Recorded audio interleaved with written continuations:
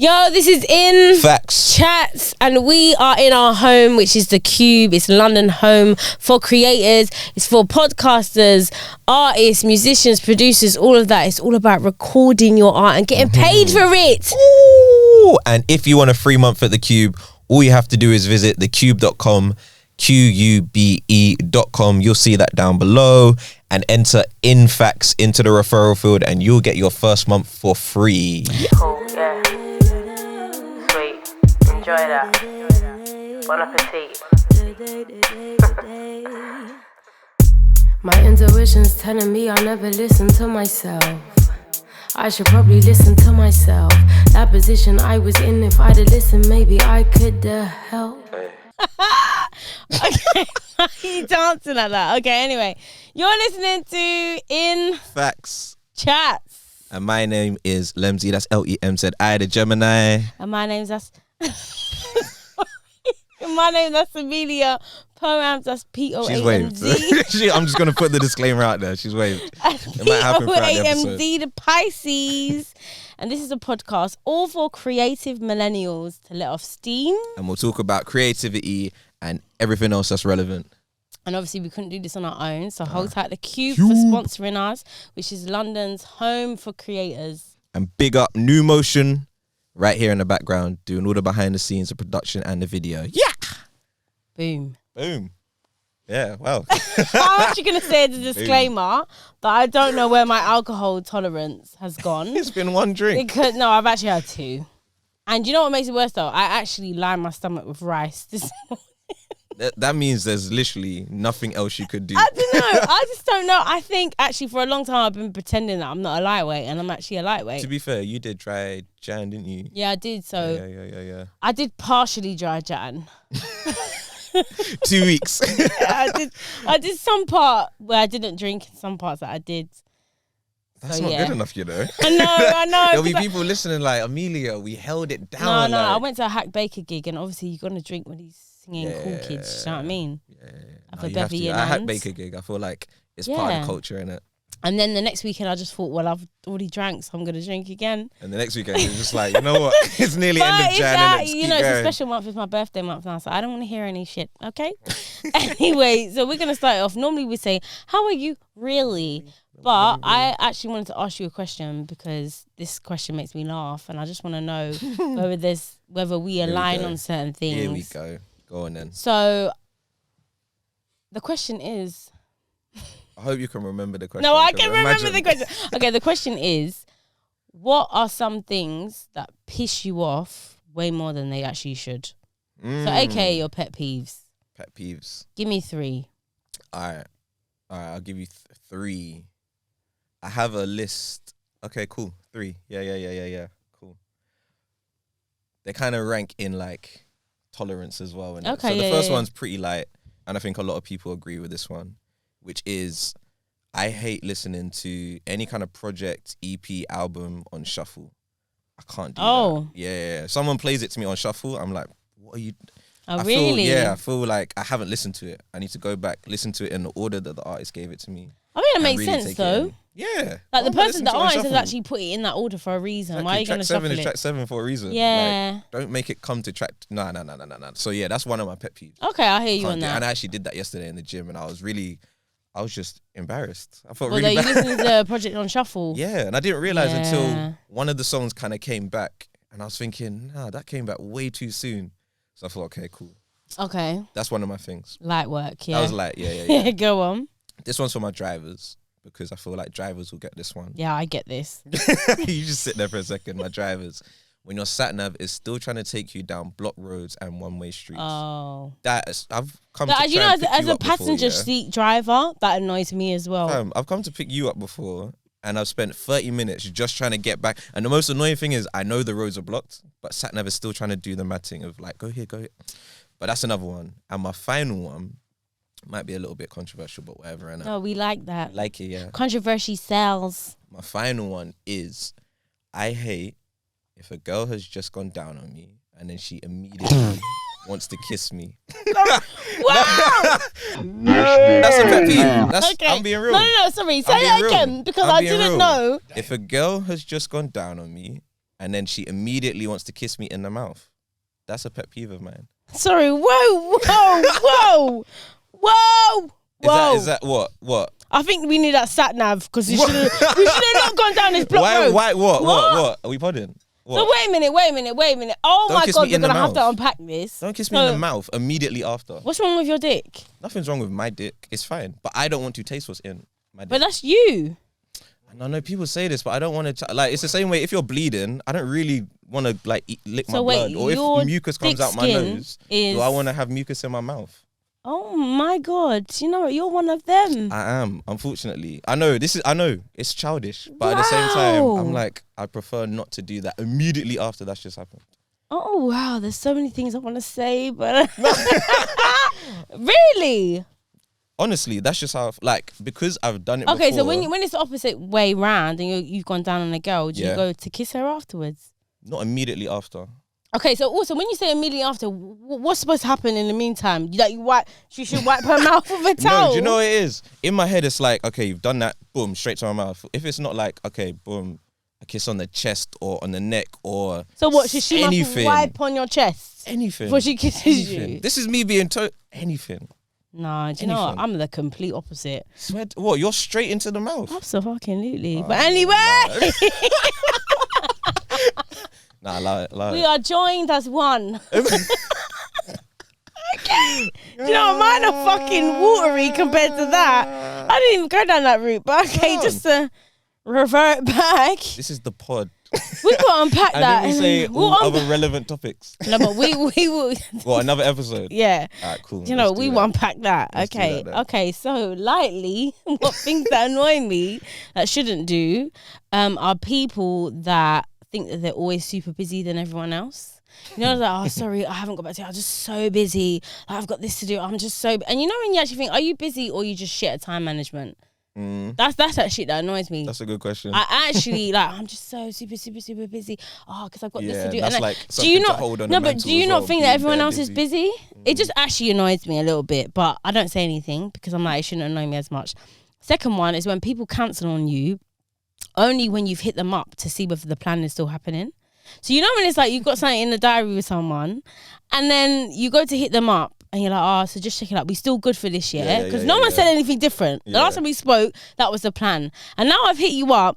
Oh, yeah, do you know what? I can't even do that, you know? When were you going to tell me? The thing that annoys me is when were you going to tell me? Because if I didn't hit you up, when were you going to tell me? That shit annoys me a lot. That one is very annoying. So there's that. And then thirdly, where do I want to go? Where do I want to go? Join me over here in the deep end. Join me here in the deep end, man. No, I actually wrote a list, but I can't remember to get it out on my phone. Another thing that actually is petty, but I tell you might be the death of me, yeah? You know when you're late for somewhere and you've got to run back into your room quickly to pick something up and then you catch yourself on the door handle?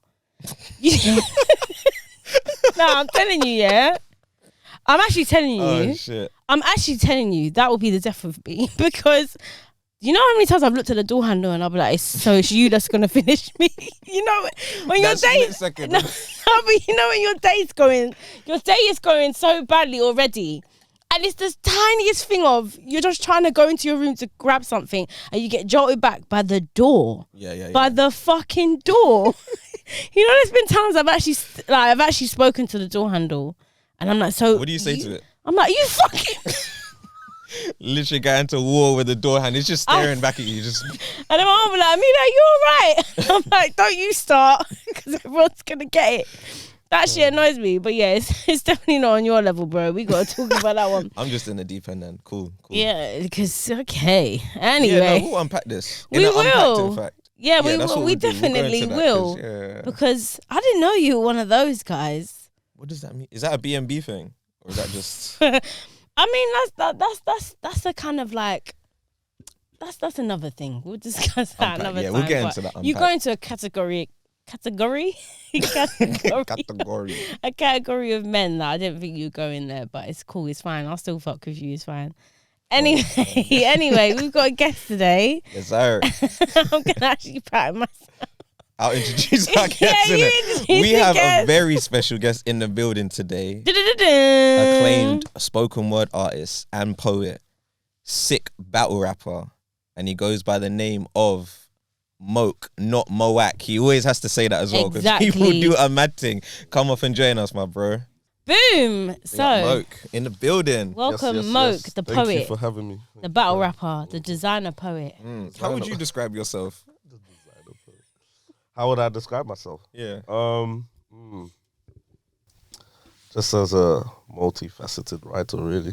That's what I'd say. Yeah. Okay. Because I think going into like battle rap after like doing spoken word and stuff, it just made me realize like I have the ability to write in like different areas, whether it's like writing music as well, and just writing on a general basis. Yeah.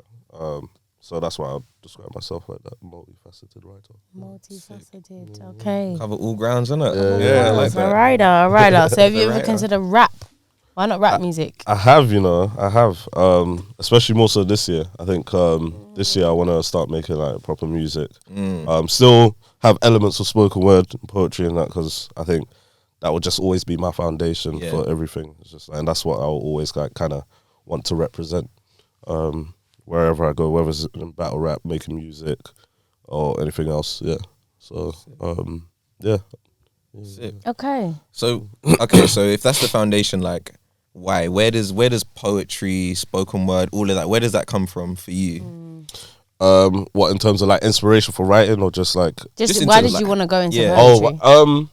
I just think it's a art form that's like sort of not like watered down, or it's quite raw and sort of like not tampered with too much. Like there's a clear difference between good poets or good spoken word artists and Oh, really? Yeah. Because we're going to have to unpack that. I know Amelia was just waiting to be like, let's talk about it. We're going to talk about it. Yeah, man. But yeah. But it's just raw storytelling, and it's just you and your pen and your voice. You know what I mean? Like there's no music, there's no sort of added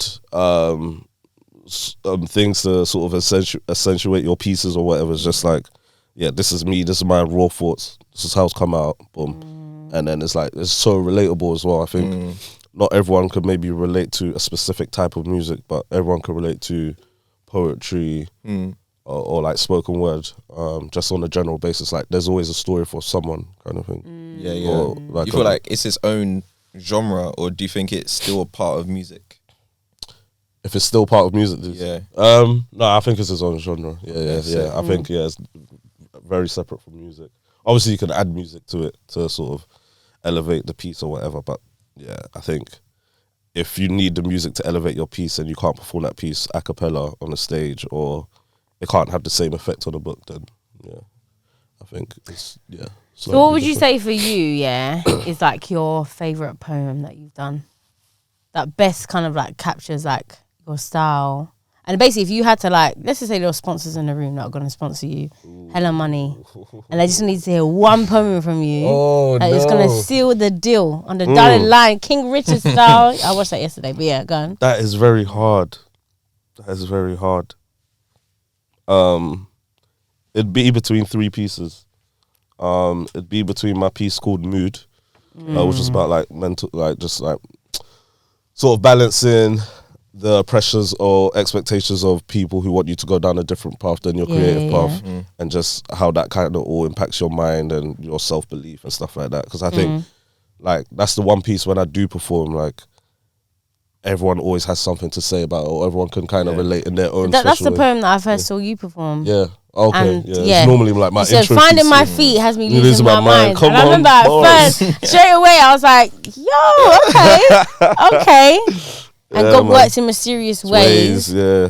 Then that means the devil's work must be blatant. Come on, man. That's a Wow. Yeah, bar still. that is a That's big fucking bar. bar. Yeah. So yeah. So I would have personally said, Yeah. Mood 100%. either that piece or the barbershop piece, because it's just like a very special and unique piece. And although it's only although I wrote it to be relatable to like black boys and whatever, I think everyone still appreciates the message in their own little way, or it's quite insightful for them, and it's it's still like kind of, it's got the funny elements here and there, and just the sort of the concept and the sort of creative angle with it just makes it a really like a standout piece. So I said what? Mood, barbershop, and then. You know what? I think it'll be mainly between them two. I would add a poem called Sober Love, but okay, yeah, that's Okay. more I like heard that one. that's more like funny and like a bit sexual and stuff like that. Oh, okay. But it always seems to be quite entertaining to the crowd. So Yeah. So I'd say between those three, but mainly between Mood and Barbershop. I Okay. think they're my like top. And which out of them would you say you get the biggest reception from? So we're not come to play, you know. We've got the Go on the spot. questions. Okay, so this is the reception I get from Mood. Mood is where like the room goes quiet and they're just engaged, and then it's just like once I finish, they're just like, wow, like boom, like start clapping and like a lot of noise, whatever. Barbershop is just like, yeah, you hear the reactions throughout, and it's like, all right, cool, yeah, like depending on where I'm like performing it. And then Sober Love just has people laughing throughout, and then kind of just, you know, so I would say Mood, just for the fact that people just like quiet and they just stop what they're doing, yeah. and they're actually like engaged. So although it's not like a lot of like that, it's just like when you can Spoken keep word, people that's- gripped like throughout the whole piece. Yeah, I feel like in spoken word, that's actually a better reception. Yeah. as Yeah, well, where exactly. you know people are just listening to what you're saying, Yeah, and yeah. they literally stick with you until the end of Yeah. whatever your piece is. Yeah, In it. yeah. So no, that's dope. That's dope because you know, I know. Oh, yeah, You know, 'cause we've all been in the poetry we've all been in world. the poetry Yeah, scene yeah, for at least a yeah, little bit. yeah. Yeah. We don't think we giggling should, there, we should like- talk about the poetry scene. Because I do think it's its own genre in it, and I Yeah. think you can really tell because it does feel like its own world when you're proper in it. Like when you're doing the definitely. circuit of the poetry scene, and then you go and do music open mics or whatever. Yeah. There's a very different feel between the two. Oh, and 100%. No, just unpack that. What is the different feel that you get? 'Cause- so I haven't been in the poetry world now Yeah. for a good few years, but I do remember, like, say if I was in music open mics, there used to be, it kind of felt a little bit more like anybody come through, do your thing, because music has different disciplines, whether you're actually a musician, if you're a rapper, if you're a singer, whatever. And I remember in the spoken word field, it just felt a little bit more, maybe cliquey is the word. Yeah. And I only Culty. what was that? like a cult. Cult is a strong one. Cliquey simply because it's such a Yeah. small pool, Yeah. and obviously there's only a few people who are like organizing what's going on, and then obviously they have their friends, so their friends are the ones who are going to be able to do stuff and da-da-da-da. But that's what I pretentious is also a word that came to mind. When I was thinking about No, but some of the spoken word events, I was like, like, say with the silence thing, I think it's dope when people really, really listening. But stuff like this at the end of it, you don't like the click. I don't Should have mind. added that to your list. You know what? This might be the episode where I become hella toxic and everyone's just like, but that guy. Read the toxicity. It might all Lemzi's just used to come go out. viral. innit? They're like I men know. on podcasts. It's like a little bit. I know.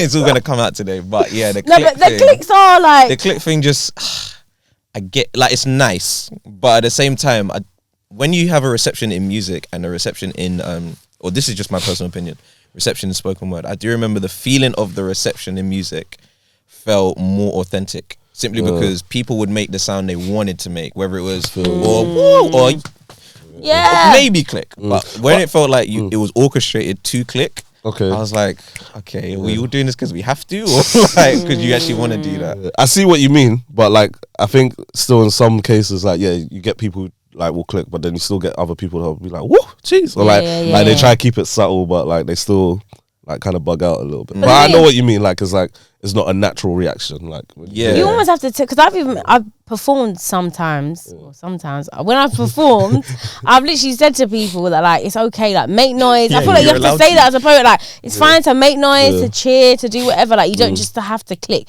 But I will, at the same time, I understand it because if you are just listening to someone's voice and someone's words, and you really resonate with what they said, you can't be like woo, and it's a big cheer, and now you've missed. drowned out Do something. you know what I mean? So I get it, but I think the click has become this like It's just iconic thing now that anyone that doesn't like poetry just hates that now. Basically. You know what I mean? It's just like click. just sit there and click. Disclaimer: I actually still really like poetry. Do you? Yeah, I actually do. Who's your big, what poet do you love right now? I don't know. You got me on But the you spot like there. poetry. I do. I like poetry still. I Okay. like. Do you know what? I'm a words. I love words, you and know I what? love when Yeah. people put really good words together. Yeah. And whether that's in rap or in just spoken word, whatever it is, I think it's sick. It's sick. Okay, so That's there's my no little poet disclaimer. that just jumps to your head right now. Nah, not at all. I'll be honest. Swear down. I'll I'm say not George in the that poet world, for innit? me. George the poet. But even with what he does, what I associate him with now is very much like his podcast and his more like performance pieces, where I'm Okay. like, there is spoken word, but it's conversational. It's just a whole new But dynamic. but the poetry blurs those lines though. Do you know what I mean? There's different styles, and that's just the way he chooses to deliver. Because I remember, I can't remember the name of it, the poem that he delivered about prisons, and I can't remember. Oh, I can't remember. Why do I not have it up? Right, you can But find yeah, out. please find it. Oh, you Somebody keep doing get that. on it. How put long us in. ago was it? Oh, was it was one of his old pieces or something kind of recent? It was like a.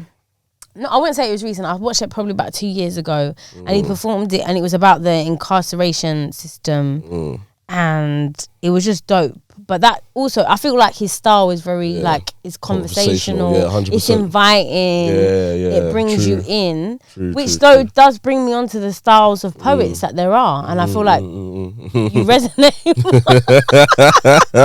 we're not We're gonna going find down the. dangerous territory. I can see it already. But poets themselves know. Yeah. Poets themselves know. Have you found a name? I mean, you know, I'm not- You know, I'll we'll find find it it, at a point where you two are engaging in conversation alone. Sorry. But that does bring me on to there's definitely types of poets, right? And I feel like the internet has picked up on this as well, and people have made videos about this. You could say taking a piss or highlighting just how people do poetry. But I would just also there's a specific type of poet that maybe I might have fallen into at some point as well. Was style of poetry. Sorry. I just know what's coming. No. I might be wrong, but I feel like I know what's coming. There's a new type of poet, yeah. I feel like not everyone's picked up on, but you'll know. Okay, You this will is know the interesting. minute I say. Yeah, okay. So it's the poets that start their poems like this. You see, She's mocking it. no, and listen, I have got poetry like that. Yeah, But I then think, it starts to if you're, fall. are you really a poet if you haven't said you see in your poem? Exactly. I can't lie to Are you. you really a poet? You see, and it's the pause. It's the you see.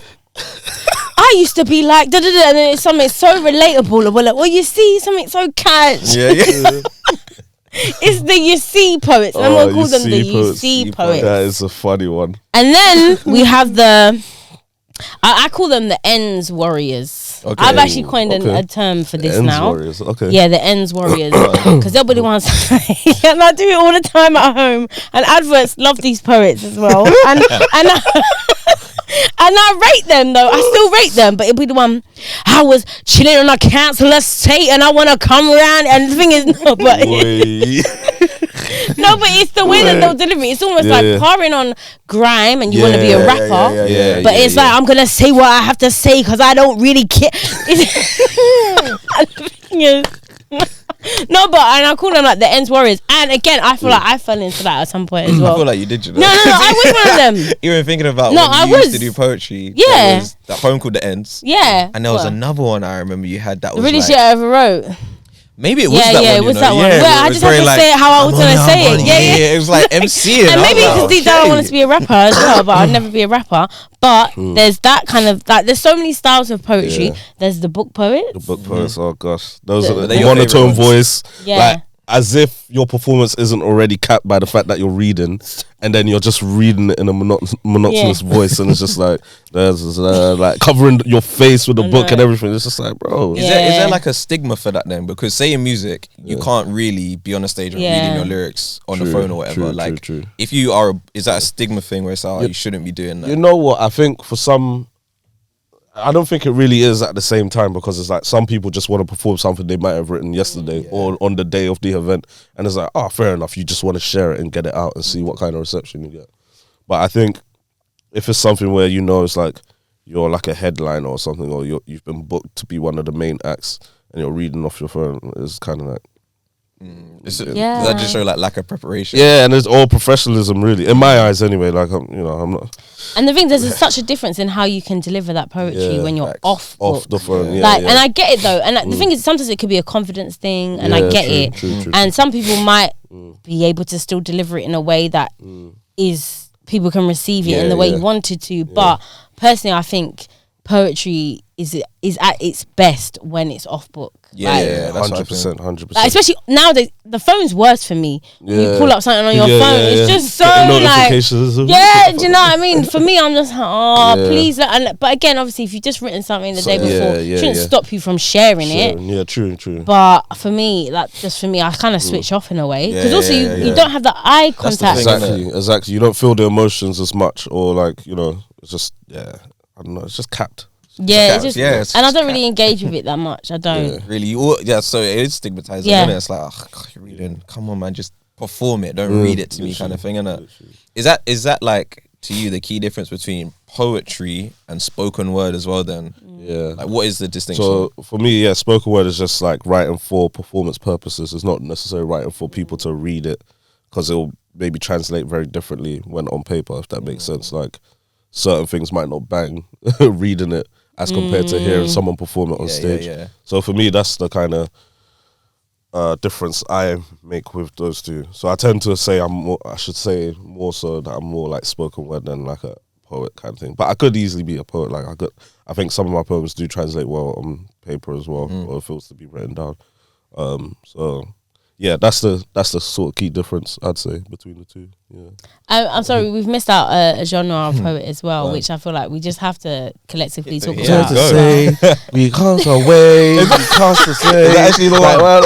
It's like button poetry type poets. That's the American kids thing. Yeah. Close the door, open the door. I am so confused. Cynthia, she died for our sins. Honestly, when I heard that, I felt that in my chest. I was like, oh, this is definitely what everyone thinks about. Literally. But then there's also the I travel around the sky to know that I must try.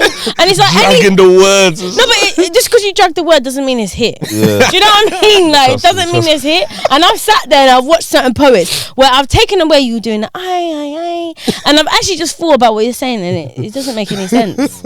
And some people hide behind that though. Like, and I think poetry is about the pen and the paper. It's about your words, what you're saying. 100%. And we can't take it. You can't just, because I can read anything. Co-op apple juice. Don't try me for you can say anything in that kind of way. I was like, right, what's wrong with this? Yeah, trust me, I was just thinking. But just the way you say it now, people think, oh yeah, that's how you're gonna make it interesting, which we can't strip away from. The penmanship, like the literal, like your words, the words and your wordplay. That's what it's about.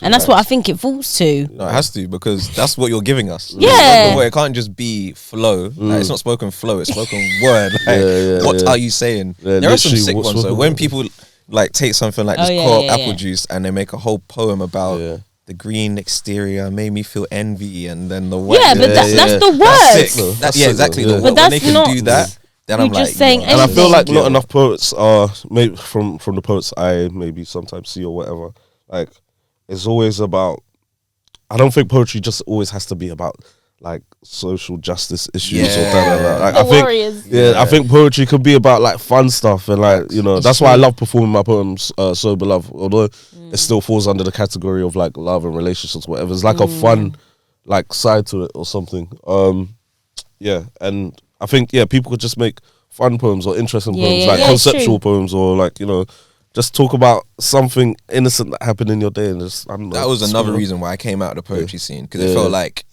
there was this onus to just be super. I don't want to use the word woke, but it was like you just talk about it. You just have to be on your, like, yo, I'm fighting something, fighting some source of oppression. It's like, yo, I just want to chat. I think I initially had that pressure as well when I first came in. I think I was like, oh, I've got to write pieces. Like, I guess because a lot of my influences at that time was people like George the Poets and Sally Breaks and Nego True. Well, to be fair, Nego True's quite different. He writes a whole range of stuff, so he was kind of different in that way. But because a lot of people gravitated towards George and Sully and stuff, I was just like, oh, okay, this is what people like. And not to say I wrote things to kind of cater to what people like, but like it just felt like those were the pieces that will be received best. And like I might have had other pieces and but I'll be like, nah, there's no point performing that. It's not gonna. And I guess it's also a gamble as well when you don't know your audience. Yeah, true. It's like who's gonna hit or have the most impact than anything else, and as opposed to like speaking about a really niche thing that might not resonate in the room. And it's you're standing up on a stage by yourself. If that shit's not hitting, it's on you, bro. There's no like, hey DJ, like there's nothing you can do. So speaking of that, have you had a performance that you would very much like to forget? Ooh. Or are you just pattern like that? Every No. Far from. I'm sure there's. I had one performance and I mumbled something under my breath once I was finished because I was like, wait, did they catch it? Or did into they the mic? yeah, like, you know, no, not into the mic. Luckily, but you know, like it was the kind of crowd where I thought, okay, this material's gonna go down well, like Barbershop, Look Brother, like all the empowering black pieces, and they were just quiet. And then like when I left, I was like, fuck you. You lot don't deserve me, man. They weren't allies. I was like, you man are pagans. Especially Look Brother as well. I caught feelings. I was like, wow. I was just like, so what? That Like, really everyone humbled me. I was just like, all right, cool. Maybe I got more work to do. Were they all just staring at you then? Like, Yeah, they were just staring. And after every piece was like kind of. I was just like, it's actually just me up. Yeah, it was. You know when it's very quiet when you're going to get your water and you're going to drink it, and it's just like, okay. The next one I'm gonna do is this. I just feel dry. What about you, Lens? Because you've done the poetry circuit. Have you had any that you just like? The very last time that I just did poetry, probably a few months ago now, innit? I remember it was torture. But I was the guy who was reading off my phone. But what I tried to do as a hack was like, alright, everyone close your eyes. Look at you. This is the hack. Everybody close your eyes. That's a sick one. Close your eyes, get in the mood. Just listen to what I'm saying. Don't worry about like what I look like right now. Just listen. And then at the end, I even said I'm gonna whiz through it.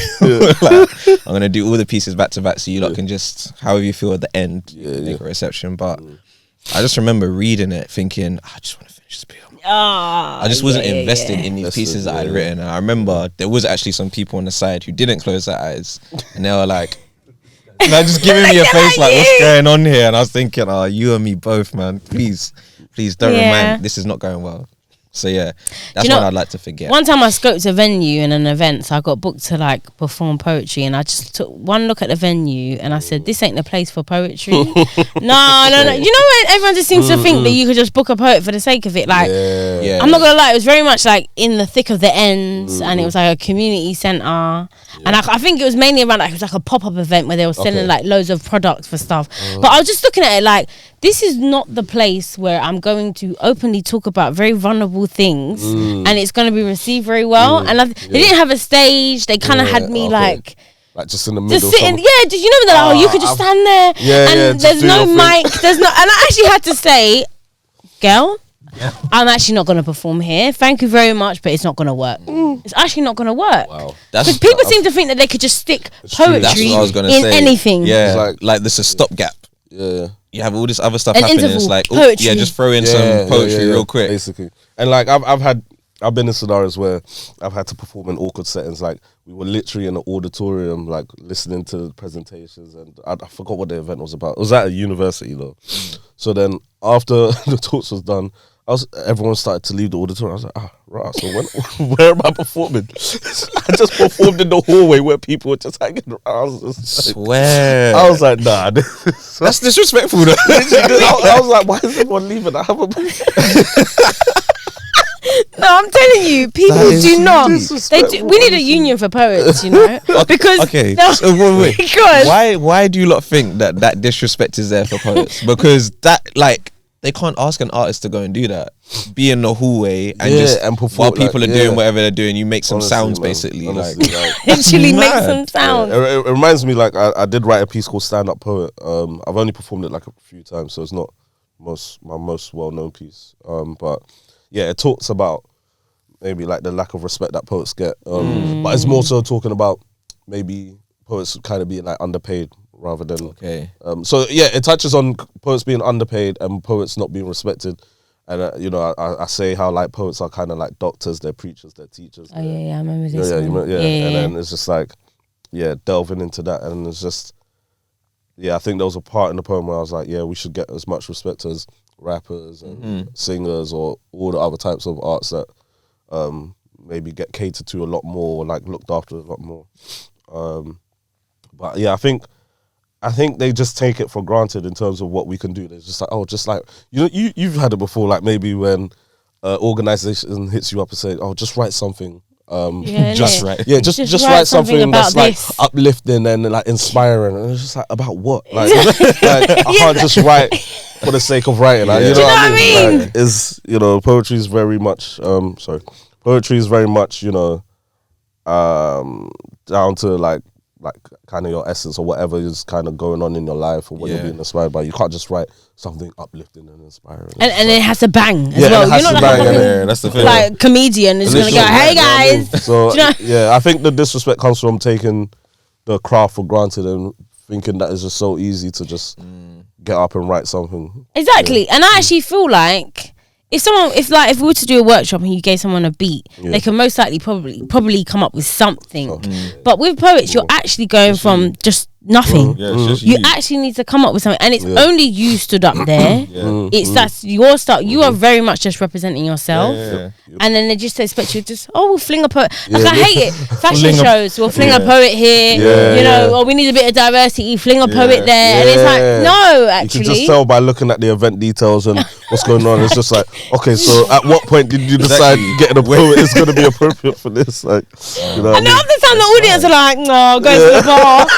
I'm telling you, you know how much it irritates you if you're performing and people are getting up, they're going here, you're trying to actively engage the audience and they're all at the bar. It don't make no sense. I'm here talking about my deepest heartbreak and everyone's ordering the G&T from the fucking bar. You just feel dumb. And that's why I feel like poets have their own scene, innit? Because we get that's it. Where it's very protected and maybe, and that's probably where the cliquiness, quote unquote, comes from, innit? Where it's like, all right, we all get it because anytime I've done spoken word, that's probably where I feel almost the most vulnerable in terms of performing as well. Because there is no me and my DJ, me and the music, and it is typically the pieces where it's like, all right, let me get into it a little bit. Because as you said, there's nothing to guide you. You just have to go into yourself a bit and start writing, innit? And I feel like I don't know how you shift that perspective though. Have you had any thoughts on like, how do we shift this disrespect that's currently on poets? It is a disrespect if we're like into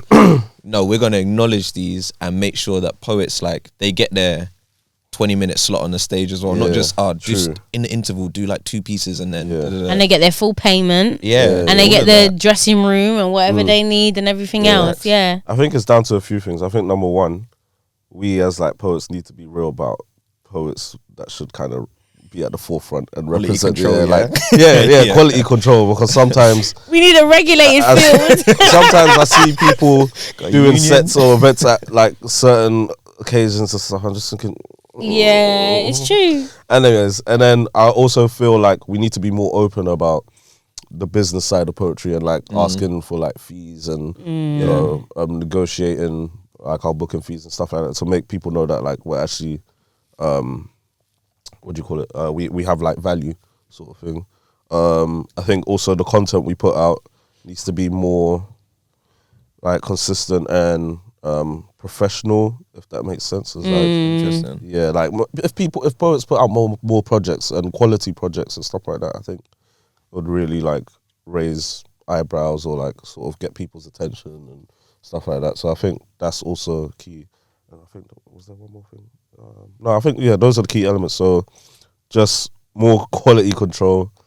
And a different range of type of poets. Like I said, a lot of poetry or a lot of poets tend to talk on issues that's like about social justice. I think if you show that there's range and diversity within like the poetry scene, poet, like a or like a controversial poet that will just like like I don't know, they will go against the grain about something. Maybe like they have to be very careful though, but like like a right wing poet. I don't know. They probably are then. They must be.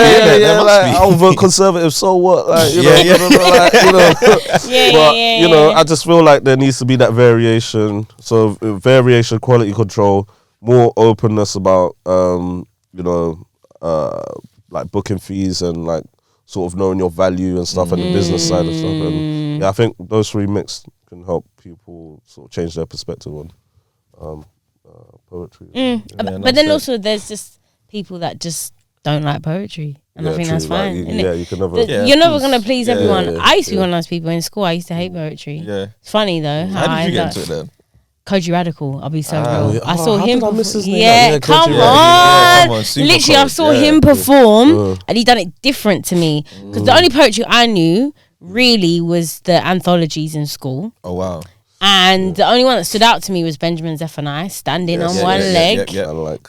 But that wasn't enough to engage me in I on know what you poetry. mean, I know what you mean. So then when I saw Koji Radical every Sunday down at Shoreditch Box Park doing Buster Box, doing his free sets, and he made me think, "Raw, you could do poetry differently." And he would hit me in ways I'm like, "Raw, okay." That's cool. And he made me think, "Okay, maybe I could do this." He was someone that was very key in terms of bringing a bit more respect to like spoken word and poetry. 100. Because he didn't follow the norm like you said. yeah. And I think that made everyone be like, oh, rah, you know what?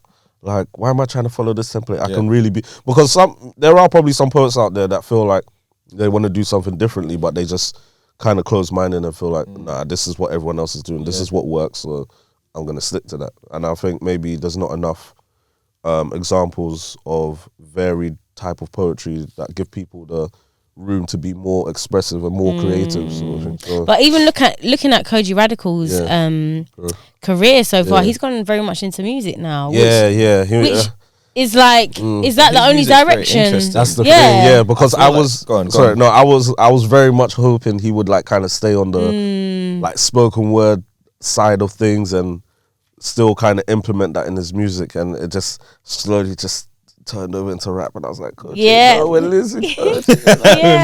like I still mess with his music, of course, and I get why he's maybe gone down that side, but I think for me personally, I would just, if I was to ever try and go in the direction he was going, I would still keep elements of like spoken word pieces or spoken word videos, just like it's just spoken word. It's not about music. I'm just giving you a spoken word piece kind of thing, just to show that, listen, you can be a spoken word poet and you can deliver it in different ways. But you can still do this and that. A name I had, by the way, Sophia Thacker. She's dope. Super dope. She's someone who I give this pen a heart. No, give this heart a pen. Sorry, that's what it is. I remember buying that book and thinking, this is sick. Is there anyone right now who you're like, okay, you're holding the mantle for spoken word, and you're someone who inspires what you write about or how you approach what you write? I think there are people doing bits in spoken word that I like kind of look up to and be like, like, you know, I respect what you're doing. Like, Sophia would be one. I'd say Big Scoop would be one. Oh yeah, he's dope. Because he's done the opposite of me. He's gone from battle rap to spoken word. Oh, interesting. From spoken word to battle rap. So it's like, right, you stepped into my thing and you're doing it well, and then he's probably looking at me like, oh, I've stepped into his thing and I'm doing it well as well. So it's like, he's bringing something different to the table. I would say Miss Yankee as well, just for her like tenacity and like consistency and hard work. Like, she's like probably one of the most hardworking poets I know. Sick. And I just look at her, like, and she delivers strong pieces as well. So it's like, you know, she's got the strong pieces, work ethic, and you know. Just I booked her on my first ever poetry show that I put together. Oh man! And then someone told me about her, and then you had her on BBC as well, right? Yeah, of course I've had her on as well. You're in it still. You're in there. She's one of the first poets I had on as well. Yeah, no, she's doing big 100%. things, and like you said, her delivery and. Yeah, and the thing is, I've actually watched her grow. She's grown into rap. Because even the other day, she was on Sky Arts. Sky Arts, oh, nice. yeah. Few of them. So Zephaniah. Scoop has been on Sky Arts. So is Miss Yankee, and then Sophia. I don't think has gone. And then another guy I wanted to mention was Woodsy. I knew you were going to say Woodsy's is it? You know? Woodsy's cold though. Yeah, I like Woodsy. I like Woodsy, man. He's just like, I think it's nostalgia or he's got a 90s about the 90s.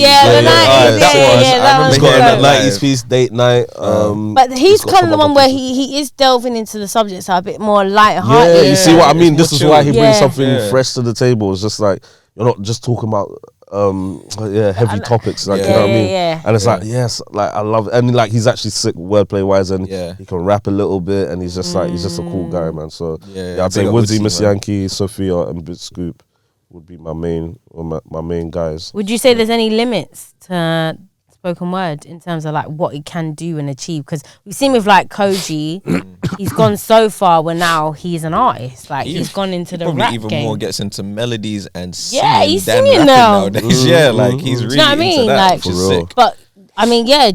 Do you think there are limits to how far poetry can take you as an artist? Nah, definitely not. Like, that's why like I love like spoken word and stuff, because it's just I think it just opens up a lot of doors, because when you're a good writer, like I said, that's why I like to call myself a multifaceted writer, because I realize because I'm good at spoken word, I can also write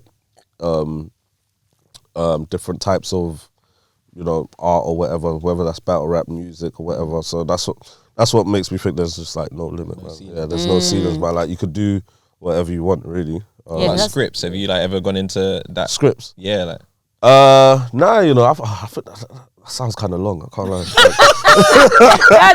is like that's 2 hours. Yeah, like a whole script.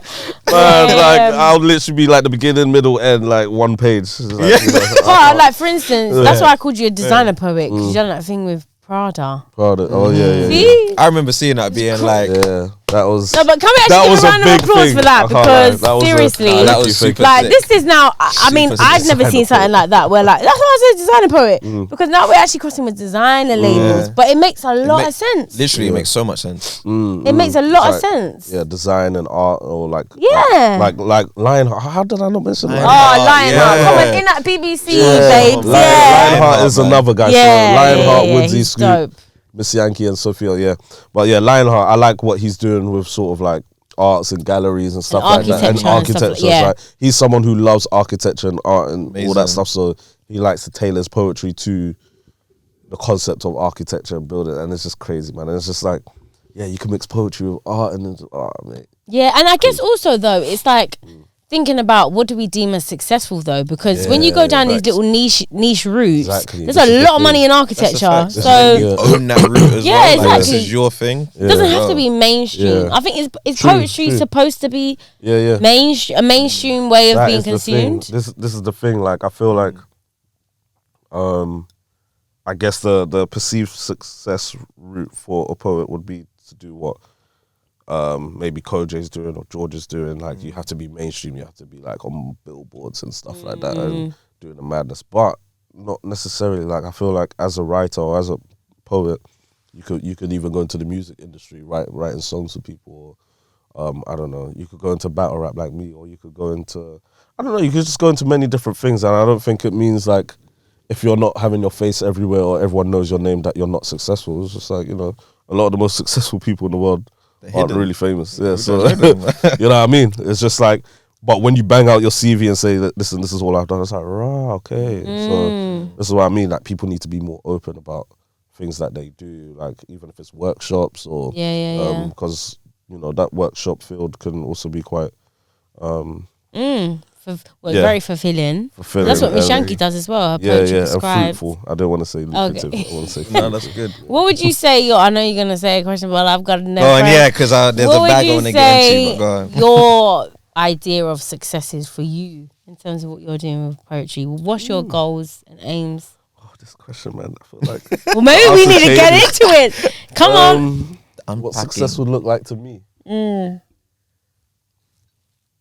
I think success for me would look like, obviously, it will be a few things. So number one, being able to do like spoken word and poetry like full time. And then also changing the perception of spoken word and poetry to the wider public, whether that's through my material or helping others to sort of find what lanes will be good for them and like supporting the poetry scene in general. And then also just accomplishing like feats in different writing fields. So like in battle rap, maybe it could be something like, I don't know, I'm just being generic, but like, I don't know, eventually ending up on URL or something. Or like in the field of music, having a project that is quite successful, and then also being able to write for mainstream artists, that would be a definition of success for me. Or having like a published book, being able to do things like a TED talk, Yep. you know, just, or being like a, I don't know, like a editor of something, or like, I don't know, man. So I think it's just like, for me, accomplishing feats in different writing fields, also changing the perception of poetry and spoken word to like the general public, and just being able to do it full time. So those would be the three things. That changing the perception thing, yeah, I feel like you already do that, and I say that because the first time I saw you perform, it's 5 years ago at least or something by now, innit? And it's mad. Flies, but like, I remember thinking, like, I can't remember what piece you delivered or even what you necessarily said, but I just remember the feeling you gave me of this is so different to what spoken word is like conventionally meant to be. Like just your punchlines, Yeah, but I your think metaphors. that's most for That's the his words. bag. Yeah, that's the thing. Like the way you do it is just it's you. Like when I hear MOAK, I'm like, no, it's not just a spoken word artist. It's like, yo, MOAK is doing his thing, which is spoken word, but in your way. I think it's dope. No, I could actually like hands down say I think you're one of the best. Facts. In the UK. Facts. No, That's why you're in this I like literally, because I still remember the first time I saw you perform, and it was Mood, and just like there's so much stuff that goes over your head as well. Like there's so much word play that, like, honestly, without a shadow of doubt, I'll literally say, like, I'm putting you up there. no, swear down, like, immediately. That's why when I saw the Prada thing, I said, If there's anyone to fly that man, it's you. Yeah, 100. Well, thank you. Like I think it took me a long time to find. Like I'm happy you said like I just sounded different, or sounded like you know, this is MOAK, or like you know, it's not like anything else, because I think I did take quite a while to find my sort of identity as a poet, or like type of performer. You know, I was very much heavily influenced by other poets or other like ways of writing, but then I think with the pieces that I mentioned as my favorites, I think they really kind of solidify my identity, like in terms of the way I write or my approach to a piece and stuff like that. So yeah, man, I'm just glad I've kind of made it to that place, and then now it's just about pushing on from there, and keep up the good work, I guess. So okay, yeah. So obviously, like you mentioned about Scoop, he started in battle rap, gone into poetry. You kind of gone the other way. Opposite, yeah. Where you done poetry into battle rap. Now, for someone that I'd say I'm like I don't know much about the battle rap scene. I didn't even know that there was a big scene here in the UK. So amateurs like me, what would you say about the UK battle rap scene? You know what? Like the UK battle rap scene was in a much healthier place back in 2013, 14. is that around like Don't Flop? Don't Flop days, yeah. Basically the Don't Flop era, where you know they had their two heavy hitters. Or they had more, but they had their heavy hitters like Shotty Horror, Tony D, O'Shea, Lunacy, Gemini, C Major. There's others. And they were getting international bookings against the likes of the big USA battle rappers, where battle rap is big in the US, like is a big thing, and battling the likes of Charlie Clips or Arsenal, DNA, and so it was like, like the scene's popping, is in a healthy place, and then it just kind of fizzled out for a few years, and I think I kind of started at the right point in terms of the kind of revival of it, because it started in 2019 with Art of Rap. They were just like a fresh platform, just trying to up and start, and they only had a few people on their roster. The reason it was brought to my attention is because Nash, he did a battle against a guy. Nash? So he had a battle against a guy called Photo Boy, who I battled in my second battle. Yeah, so I saw that. I was like, "What? Nash is battle? Your battle against Photo Boy." Wait, were you there? I wasn't Oh, there. okay. I had to. Burns was there, innit? Yeah. I think he had a battle That with was the it. same That name. was it. Yeah. But yeah. I had to write this line. Because there was a whole scheme, but just the don't you see I'm sunning? Oh, where is it? Don't you see I'm sunning you to help you grow? This is photosynthesis.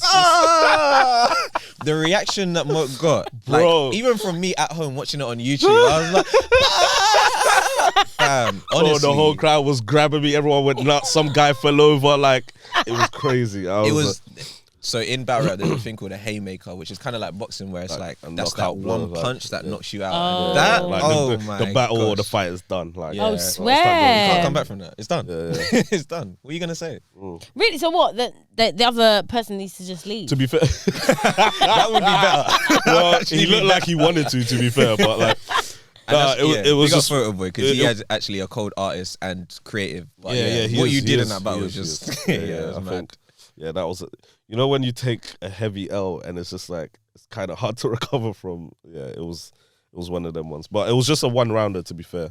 So he spat first, and then it was me going second, and then it was just curtains after that line. It was curtains before that line anyway, but like that line just sealed that it. one sealed But it. I think even almost to like really explain it to people that like I guess the only insight I had to like, battle rap was like wilding out. Is that what it's called? Oh yeah, Yeah, like that kind of whole like where it is Oh. kind of basically one by one you diss each other in a poetic one by way. one. You next. Yeah, no, in a poetic way. I'm gonna say some shit and wait for everyone to react to it. Is like Like Yo essentially, Mama. Do you yeah, remember that yeah, show? like Yo Mama. So like, is that is that essentially what like battle rap Nah, you know what? Like, is? so with battle rap, it's like normally the template that should be followed is just a 3-round battle, Okay. and you get your opponent, like you get given your opponent at least like a month or two before the battle date.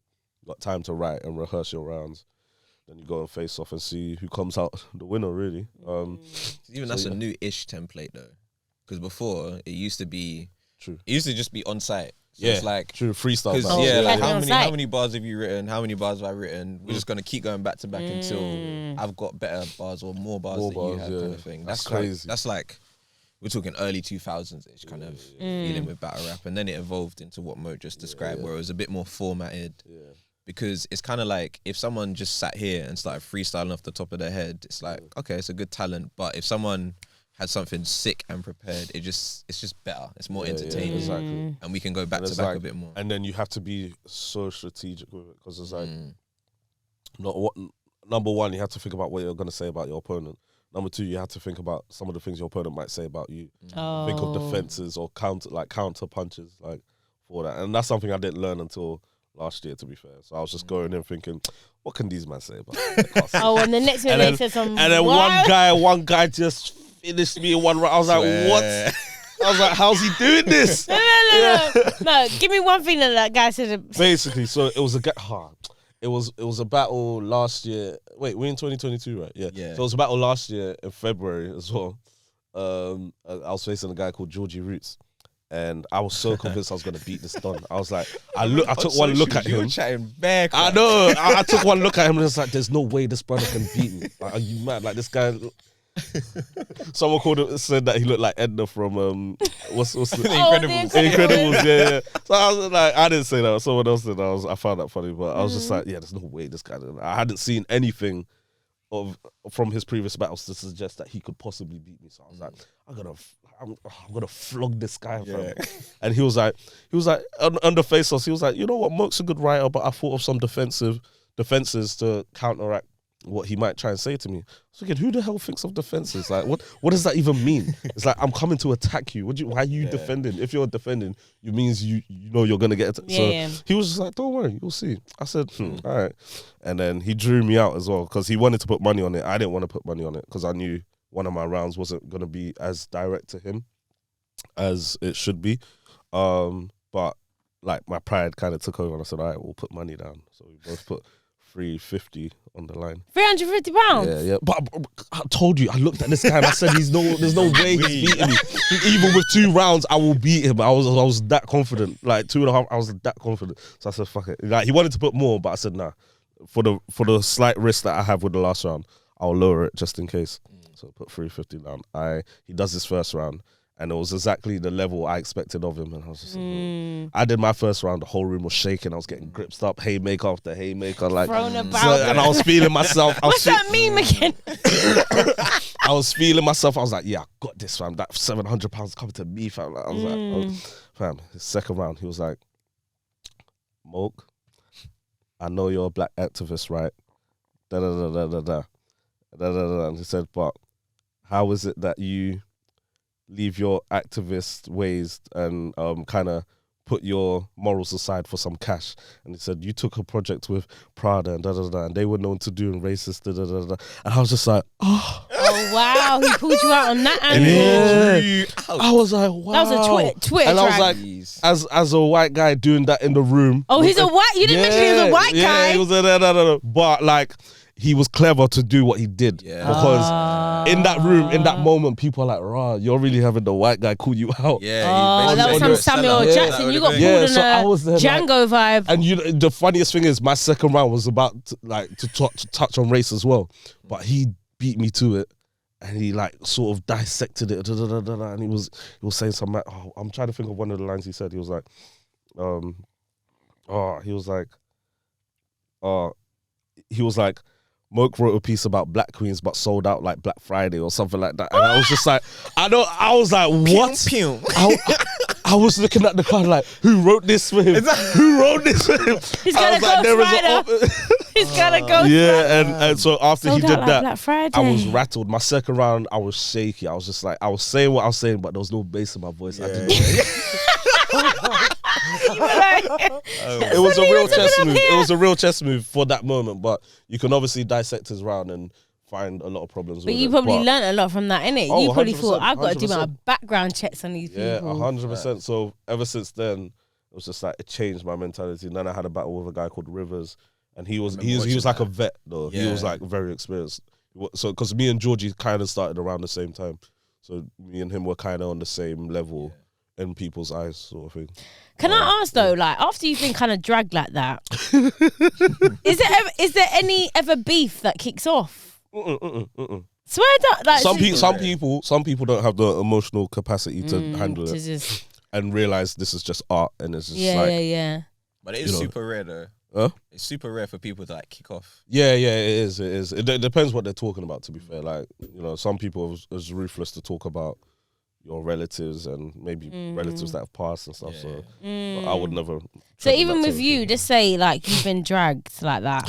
How do you find it? Because obviously, like it's a pride thing as well. Like you've actually just been humiliated literally in front of your friends. Like your friends are just there looking at you like, you okay, bro? Like I'm there like, don't worry, I'm good. It was nothing. And then how do you like? What is it like for you that quickly goes? Oh, obviously, it's cool. Like he's gotten to the end. They've won. How do you feel? I think once you go through that humiliation once, it humbles you, and you're just like, you know what? I can lose in this thing. Once you realize you can lose in this thing, it's just like, it's okay. Do the best you can do, and nothing will faze you. So that's why when I faced Rivers, although he was a vet and very experienced and clearly kind of showed the difference in level and gap or whatever, I was never phased after every round. Like he would be up in my face all aggressive and spitting some heavy shit, and I'll be there like, but I was there stone faced like. Right, cool. Yeah, you held it down. Yeah, I held it down. Would you say you lost that one then, or that one? In my eyes, I feel like this is the $1 million. No. Your eyes. The general consensus is that he won. Okay. I love how you can't just say that. No. The general consensus is that he won, but there are some people out there saying that they had me winning as well. But the general consensus is he won. Yeah. So I'm prepared to accept the general consensus over my opinion and a few minorities. So yeah, but it was one of those entertaining battles. It wasn't as bad as what that Roots guy did to me in that second round. Yeah. No, it wasn't as bad as that, because it was this one. It was actually a lot closer. Yeah, it was like, definitely. But I think they just edged it to him like pretty much overall. But yeah, it's just like once you lose, it's just like it's okay to lose. It's not like the end of the world, because it's like as long as you have a good performance, which I did against Roots until that second round. Like it was like, okay, we know what MOAK's capable of, because he was having the room going crazy, like with every line that was coming, and it was just like, all right, cool. This guy, although he took that L, like, it's like, yeah. So would you also say a big part of battle rap is the delivery, like how you deliver and those? It's the delivery, it's the preparation, because a lot of people come into battles not being prepped and they choke, they forget their material, or they're like, they're just coming up with waffle. Yeah, literally Jersey. So delivery, preparation, and also just leveling up after each battle as well. Like some people can go through a period where they're just kind of at the same level for like a period of 3 or 4 battles, and people start noticing it. It's like, okay, what are you bringing to the table? What are you doing that's new now? Like, you know, so it's just like switching up the creativity, the angles, the approach. There's a lot, man. It's a huge drain to like write for someone. I was thinking, and it's like, you know, when someone pulls out of a battle, messy. This is very hot topics here. When someone pulls out of a battle, it's super frustrating. Like, just if you respect the person's craft or what they're doing, like there was a guy I was battling in Manny after my Rivers battle. Yeah. Like literally the gap was 2 weeks, and I was like, the level of material I bought for Rivers was so good. I was like, there's no way I could possibly go with what I initially had planned for this other guy. So I scrapped all 3 rounds and I was writing again. Wow. I was like, I've only got 2 weeks, and I was panicking. I was like, I might have to pull out this battle. And I was like, nah, you know what? I know my guy's worked hard and he's written and rehearsed, and he's got some of his people maybe to come down with him. He's sorted out his travel, accommodation, because we were battling in Manchester, and he was coming from Scotland, I was coming from Ireland. Yeah. Okay. And I was just like, out of respect for my opponent, I'm not going to back out. If I choke or stumble or my material's not as good as I want it to be, cool. That's it. That's on me. Like, it's a learning experience. I will grow from it, But I'm not going to have my opponent miss out on something great for him because of all the work he's put in. You know what I mean? Because it is quite a draining process. Like, literally, once you get your opponent's name, it's like every day you're thinking about them. Like, thinking of ways to like, you like Google them and everything. Like, yeah, Instagram, like deep you go on their social media, you check their like music or past battles or just anything, and you just find little angles that you can maybe develop on. Because that's the good thing about being a spoken word artist. Like, you can have a subject matter and you can just break it down in a deeper sense. Like, I could talk about barbershop and then break it down, and so I could see one thing from someone, just be like, all right, cool, I could talk about that, link it to that, and bring it back to this, tie it up with this line, and then boom, it's done. Like, you know, but yeah, it's a very draining process. Can I ask a question? So, like, do you have a day job? You got a day job. Yeah. Do they know that you do battle rap? Yeah. Oh, do they? Yeah. When I started at the company I'm at now, back in August 2019, within the first week of me being there, they came to my event. It was the finance manager, marketing associate, and a couple people from the general finance team. They came to an event that I had in Shoreditch. It was Hammer and Tongue, so it was like poets versus rappers. Okay. So it was kind of like poetry mixed with battling anyway. Yeah. So it was like they got to see the best of both worlds. Sorry. Nice. So yeah, they saw me perform my pieces, and they're like, oh yeah, they're like, MOAK's great. Like, he's so sick. Like, I never expected this. You got to come and see this. So they all know what I do, and it's just like they always ask me when's my next show, or like when I'm performing, and if they could come through. A lot of the time I say no, just because it's like relax. You want to keep that. Yeah, relax. Yeah, do you work in a very like corporate field? Yeah, like Central City, like bank. Swear like, down. Yeah. So really, by day, you know, suited and booted, managing people's finance. By night, you're actually just seeing people's sons. You ever go to the battle like suited and booted and everything? No, I've completely stripped that away. Luckily, because of the pandemic, like now it's just like working from home most of the days, and then going to the office once a week. But there was a time, because my office is based in Bank, I had a performance at the Ned earlier this year. Oh, swear down. So I went into the office, and then straight from there, just walked over to the Ned and performed there. And then when I told my CFO, he was like, oh, thanks for the invite. And I was just like, yeah, right, relax, man. I'm just getting into it. This is my first performance. You know, I needed to sort of get back into my groove. I didn't know how it was going to be. But yeah, no, they're very supportive of what I do. Because have you ever felt like previously that you couldn't almost, like you had to be 2 versions of yourself? Like almost code switching in a way. I know what you mean. Yeah, I think it's understandable why you would want to, because you don't know how people might take to your material. Well, especially mine anyway, because, you know, mine's very... You're ripping people. Yeah, you know, sometimes... Like to your manager one day, it's funny how you said this. They'll probably go over their heads with the metaphors that you use as well. You wouldn't get it. Obviously, like, a lot of my pieces touch on, like, you know, sort of like some social justice issues and stuff like that, and so it can be a bit like I don't know how these guys are going to take to talk about the stuff that HR will probably be like, listen, mate, we need to have a word. Like, you know what I mean? You know what I mean? So it's like, it's just like, I don't know how they're going to perceive that. But then it's just like, they listen to it and they're like, you know what? I respect it. Or like, you know, I'm just, fair enough. Maybe I'm overthinking it. Like, those are the people really who should hear it the most anyway. Exactly. That's the thing. But it's like, because I'm just here coming to try and do my work, I don't want it to become a thing where it's like, you're looking at me sideways like, like Black Queens, all right. Dissecting every bar. Like, wait, I remember Mook said this about me. Yeah. With that in mind, is there any bar that you've ever written where you're like, or a scheme or metaphor or anything where you're like, this is the best thing that I've, like, this is my go-to? The best thing I've ever written. Is this in the battle rap sense or just generally? I say in the battle rap sense. Okay, but even if you do have a spoken word one as well. Let's do it in the battle rap sense and then in a poetry sense. Yeah. Battle rap sense. I'd say in a battle rap sense. So this was this was the first round against Georgie Roots. Okay. Yeah, the guy that flogged me. I said something like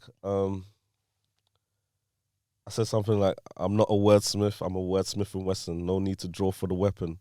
I'll make sure you die, Roots, before the extension. So it's like talking about like it's like a gun bar saying like I don't need a gun to. Yeah, because that went over my head. And then I said something about like these words finna pierce like a dagger, and I'll make it stick to you, and it won't be able to leave Roots like the girl with the gorilla glue. And then I saw that one. Yeah. I saw that one. I'd say that the photosynthesis one definitely because it was like a long lead up to. I only said one line, but there's like there's an 8 bar. But I even saw recently that you were like, I'm not going to deliver it like you did. But you were something like that. Basically, you're going to leave him for dead, but the NHS is stretched. But luckily, you've called Premier Earring for extra beds. Yeah.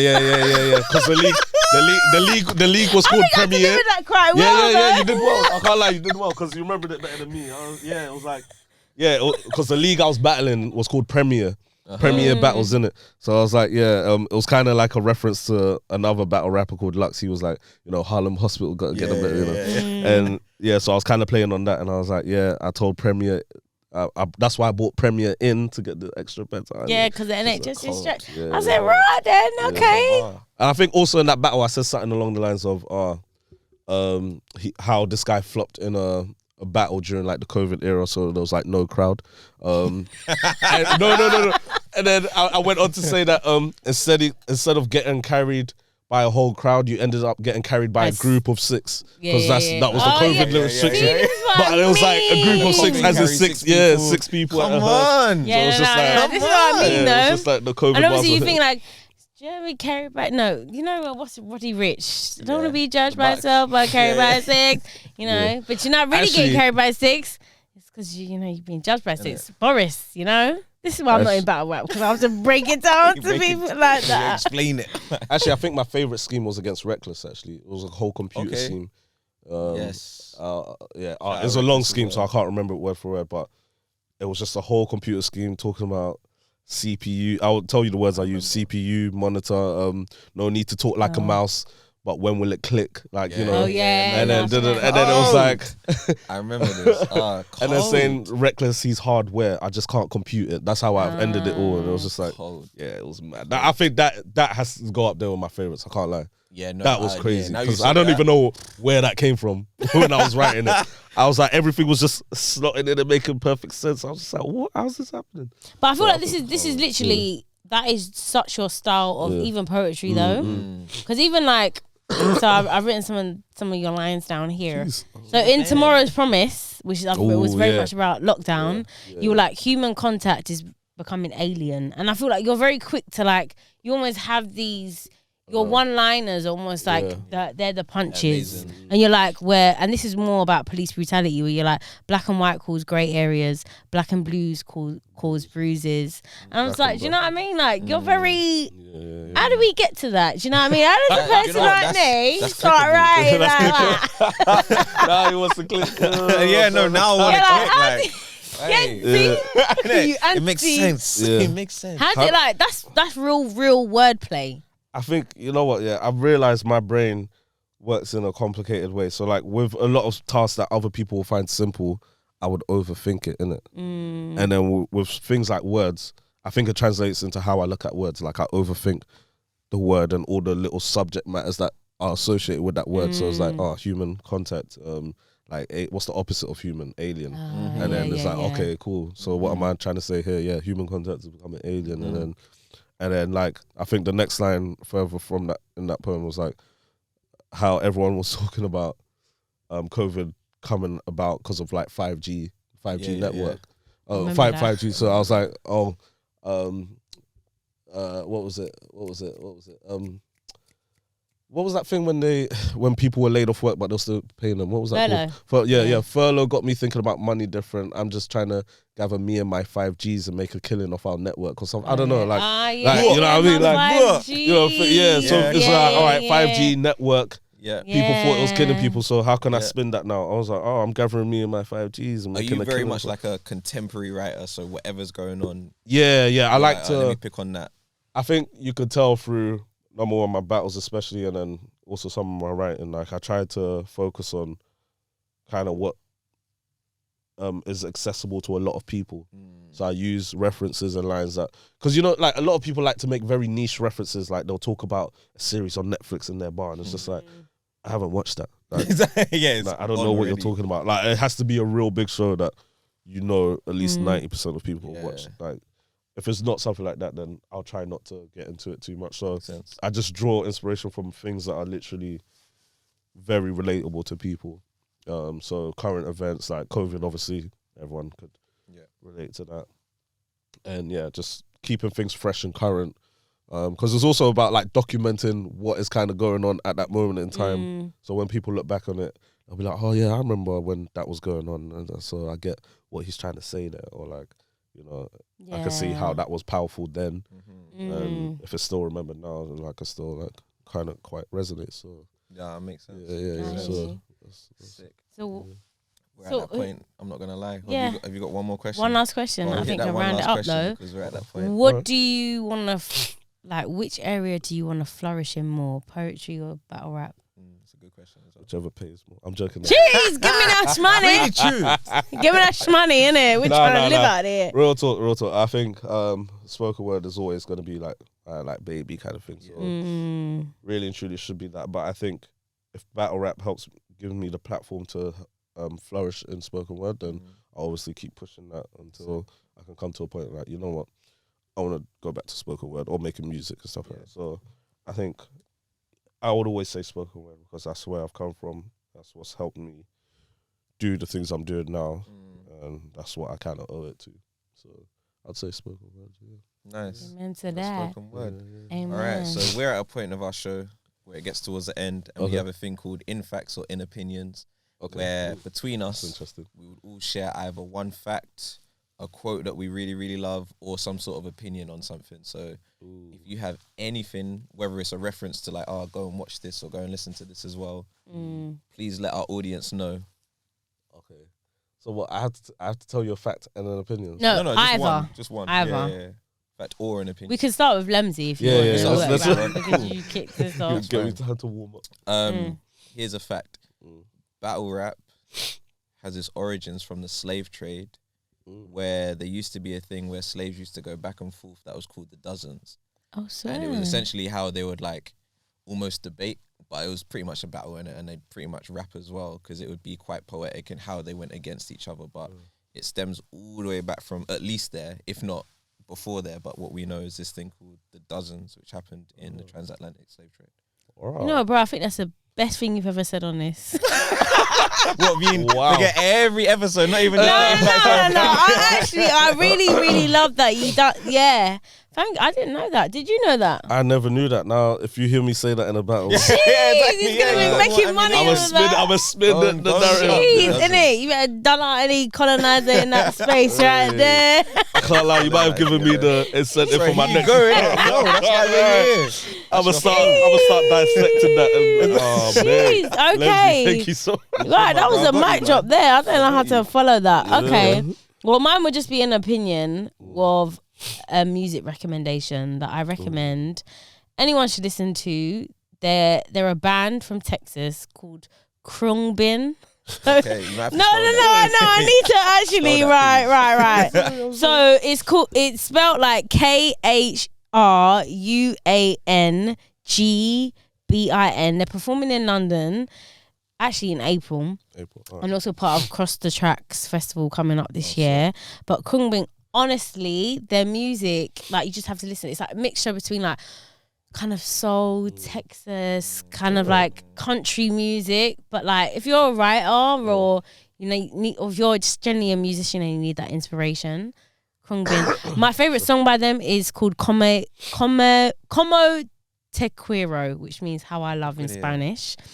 But honestly, listen to that, please, because it's beautiful. It's absolutely beautiful. And if you love music, you love that. Calm. That's why it's not as heavy as yours, but yeah. All right, now it's you. Oh, Fact or opinion? I'll give an opinion. It's a light-hearted one. But yeah, you gave a recommendation, so I'm gonna give a recommendation on food. Everyone should go to Honest Burgers, the best burgers in the world. I cannot give it enough praise. You have to try their rosemary fries. Their plant burger is actually better than their beef burgers, in my opinion. Yeah. So yeah, everyone go to Honest Burgers. Yeah, man. Better than Gaucho. Yeah, but that's different things. No, but I'm saying Gaucho because I see Mo's always in Gaucho. Nah, man. I got drawing them out like that.